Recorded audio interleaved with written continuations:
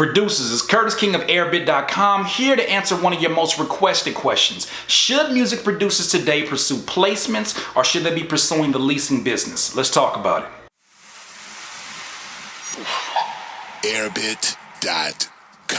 Producers, if you were to ask this question 15 years ago, it would have been a completely different question. People were dogging the leasing business. You know, the way we look at the leasing business today is much different than when people were talking about, you're gonna sell your beats for how much? You're gonna lease them like a car? You're gonna rent them? What are you doing, man?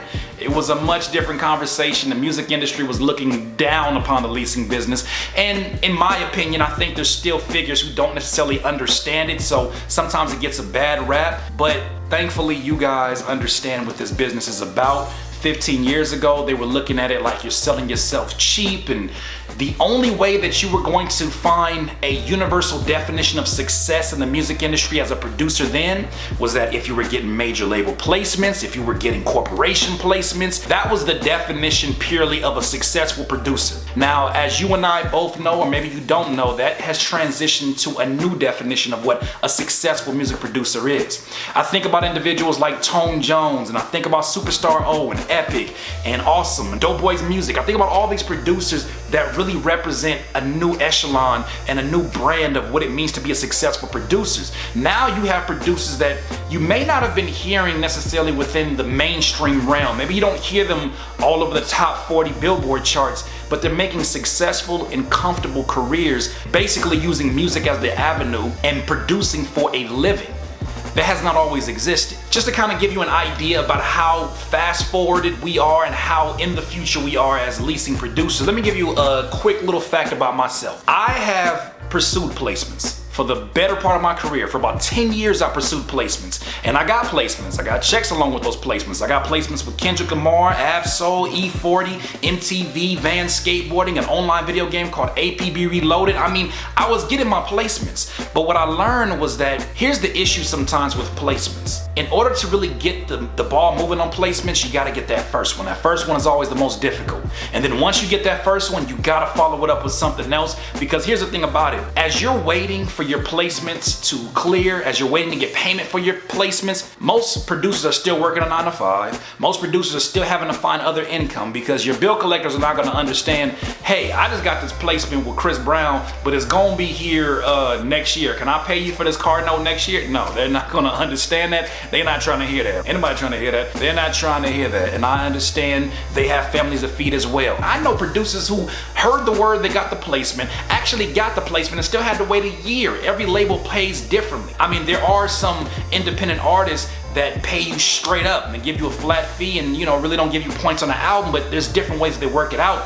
It is a game that requires patience, it requires time, and if you are not getting it consistently, you are going to find that it's gonna be a lot more heartbreak than triumphant moments. Now, can you make it happen? Absolutely, but it's a game that you gotta oil it, you gotta make sure that you are always on top of it, building relationships, making sure you're in studio sessions, making sure that sometimes it's just a stroke of luck. Being at the right place at the right time will get you certain placements. But the placement game, this is how it works. You're not getting paid immediately. And besides you not getting paid immediately, you gotta think you're not the only producer out there vouching for that business or for that placement. Maybe you wanna try to get on, I don't know, you wanna get on T.I.'s album, and T.I. is basically going from independent producers to Timbaland, to Alchemist, to Toomp, to all these different producers. You're having to compete with them. Their motivation is not just to get their name out. Their motivation is to pay mortgage on a mansion or to keep these checks going so that their kids have something to live off of. They come with their own names, they come with their own reputation, and usually they're going to win out between you and a dope beat. Their name wins out. So when you understand that that is pretty much the rules of the game, and sometimes it can be an unfair game, when you understand that, the leasing business becomes so much more appealing. Let me let you know, in 10 years of pursuing placements, receiving checks, I made more money in 2 months leasing my beats. This is back when it was My Flash Store. Leasing my beats on My Flash Store, in 2 months, I made more money than I made in 10 years. You think about that. Year to year, waiting for these placements to come, and let's not even talk about the label headaches. Sometimes you're dealing with people that, even though you're in a business, they're not the most professional. The leasing business gave me freedom. The leasing business gave me the opportunity to say, hey, I get to wake up whenever I want. I don't have to answer to anybody. I don't have to wait to get paid. Really, all I have to do is deliver to my customers, give them the best customer service I possibly can, listen to what they want to hear from me. They want my beats. They want me to do me. They don't want me to go and try to make a little Uzi Vert type beat. They want me to make my interpretation of if I produce for a little Uzi Vert, how would you do it? But I just want you.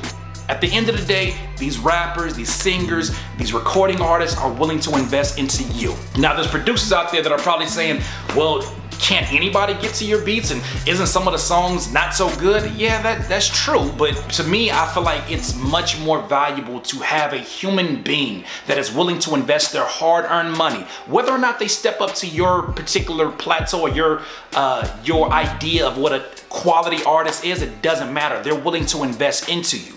Now, let me ask you a question. It's gonna sound like a really crazy analogy, but do you think that Colgate, the toothpaste company, would rather have somebody who has pearly white teeth come into the store and steal their product and then advertise like, hey man, I just got this Colgate, you know, I had it for free and all that, you know, I'm using it? Do you think they'd rather have that business or the business of somebody with little to no teeth who's willing to buy 12 tubes of them toothpaste? At the end of the day, this is a business, and at the end of the day, you gotta reward the people who are willing to invest into you. They're investing into more than just your beat. They're investing into your future. They're investing into your freedom. They're investing into you having the ability to do this on a regular basis and not have to answer to a boss. You don't have to deal with the industry politics when you're leasing beats. Now, there's a lot of producers who are veterans and OGs who have talked dirty, terrible about this industry. And I kind of understand where they're coming from. They come from a different generation where this wasn't available. But what they have to understand is that now, because of the oversaturation, because of the competition, because of the payouts being so spread out amongst each other, this is the most appealing business for somebody who's a music producer, especially a young music producer. You have the opportunity to put your money where your mouth is. Are your beats really dope? Do you feel like your beats are better than your competition? Now you get to put your money where your mouth is. You get to take your money from your job, which I always consider your angel investor, take that from your job, invest it into some promotion, invest it into promotion on Airbit, and basically invest into your online e-commerce business, because this is an e-commerce business. What makes an e-commerce business is basically when transactions are handled online. This is your e-commerce business. You are an entrepreneur. You are an independent producer that has a website. You are not just a beat maker. You are not just a producer. These are titles that you hold, but you are a businessman and businesswoman. You are an entrepreneur. You are self-made. You have the opportunity to create your freedom right now. The question is, what do you desire more?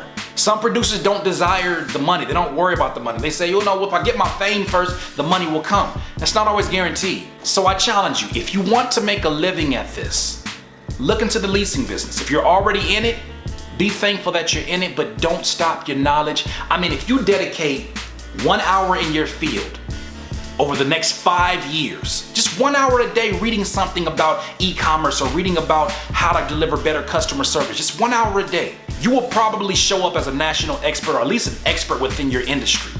1 hour a day.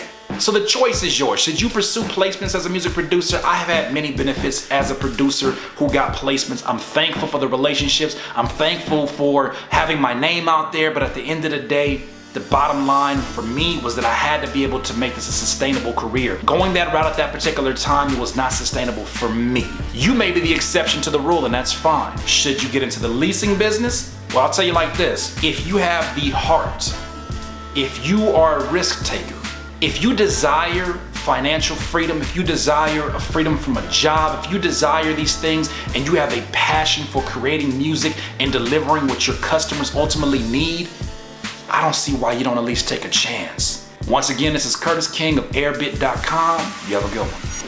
Airbit.com